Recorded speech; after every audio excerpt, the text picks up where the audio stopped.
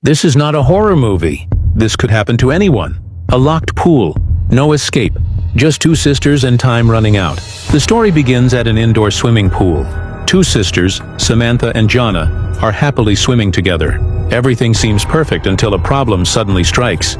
Samantha's expensive diamond ring slips off and sinks into the water. Panicking, both sisters dive deep trying to find it. But instead of recovering the ring, things take a dangerous turn. Jana's hair gets stuck in the pool filter. Samantha quickly tries to free her sister. Meanwhile, the pool manager, Michael, assumes everyone has already left. Without checking properly, he presses the button to close the heavy fiberglass pool cover and heads home. The massive cover slowly begins sliding over the pool. Samantha notices it just in time. She manages to pull Jana's hair free, and the sisters rush upward toward the surface. But by then, it's too late. The cover shuts completely, trapping them underwater. The sisters scream for help, pounding on the cover, but the entire building is silent. No one hears them. They push against the cover with all their strength, but it won't budge even a little. To make things worse, the pool is scheduled to remain closed for an entire week. Immediate rescue is out of the question. Desperate, they search for another way out. Soon, they spot a tiny hole in the cover, but it's so small that not even a hand can fit through it.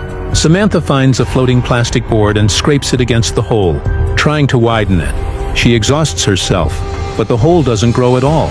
Seeing this, Jana loses control. She yells at Samantha, blaming her for everything.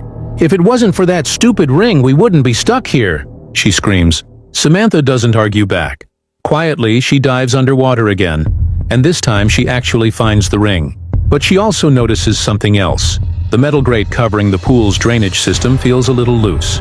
Samantha thinks if they can remove it, maybe they can use it to break the cover above.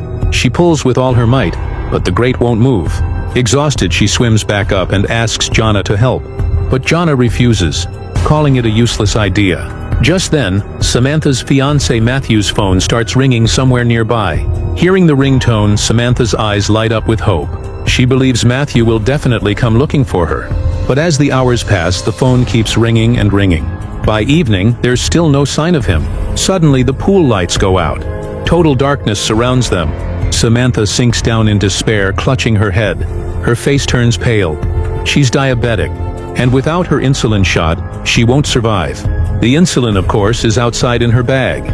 Seeing her sister in pain, Jana's anger fades. She picks up the same plastic board and tries to widen the hole again. Hours pass. 4 long hours of being trapped underwater. Then, out of nowhere, the pool lights turn back on. Someone has entered. It's the night shift janitor, Emily. The sisters pound on the cover, screaming for help. But Emily ignores their cries. Instead, she starts rummaging through Samantha's belongings. She finds a purse with just a little cash and an ATM card. Frustrated, Emily first switches off all the security cameras. Then she calmly walks to the pool cover and starts chatting with the sisters as if nothing unusual is happening. During the conversation, the truth comes out. Emily was recently released from prison on theft charges. She's drowning in debt, has a daughter to care for, and desperately needs money. Her plan is simple.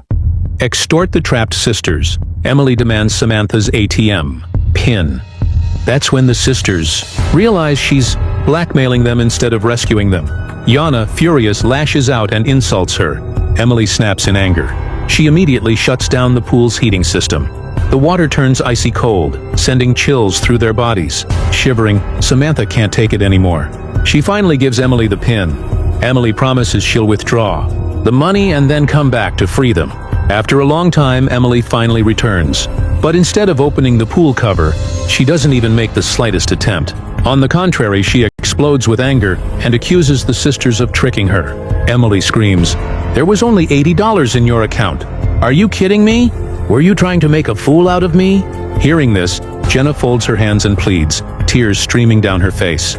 "Please, just get us out of here. Samantha is diabetic. She needs insulin right now to survive." But Emily doesn't believe a single word. As Samantha grows weaker and weaker, Jenna's heart fills with pure hatred toward Emily. Deep inside, she vows to take revenge on this cruel woman. Thinking quickly, Jenna devises a trap.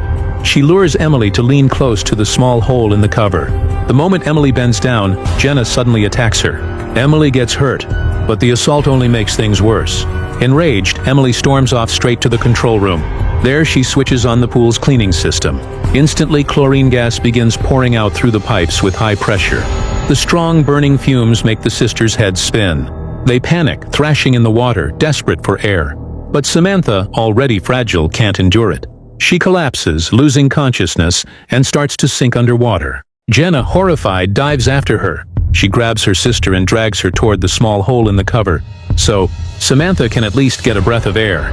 Seeing the sisters nearly drowning jolts Emily too. Deep down, she doesn't actually want their deaths on her conscience. Rushing back, she quickly shuts off the cleaning system. Moments later, Emily returns to the sisters again. This time she's direct. "Samantha, give me your diamond ring." Hesitant, Samantha clutches the ring. But with no choice left, she slips it off and hands it over. Emily studies it closely, flipping it in her hand, and thinks to herself, "This will sell for a good price." Now she knows this is the most she'll ever get out of them. Emily heads back to the control room, trying to unlock the cover. But as soon as she enters the code, the system flashes an error. The truth is, Michael had already changed the password earlier.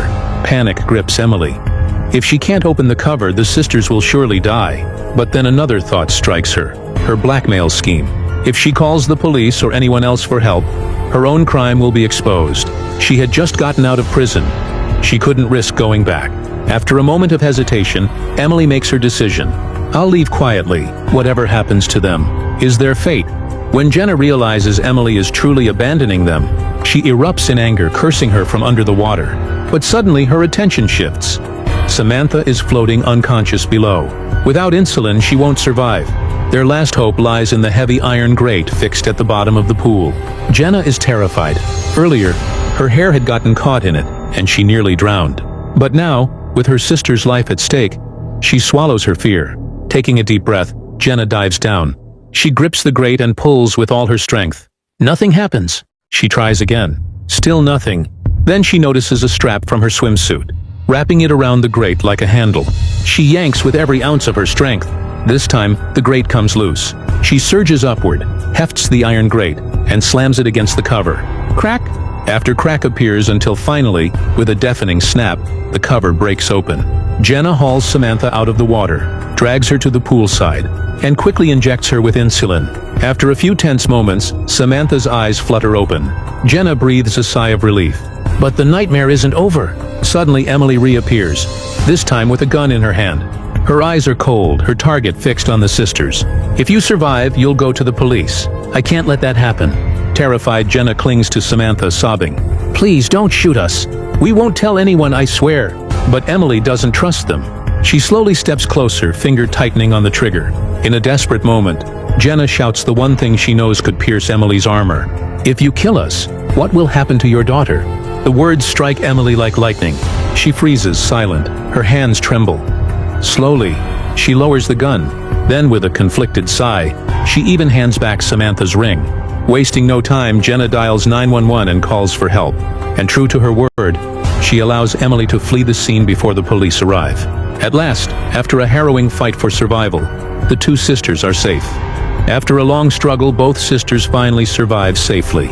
So the lesson we learn from this story is that one should never wear jewelry while swimming and should always wear a swimming cap before entering the pool. And with that, the story comes to an end.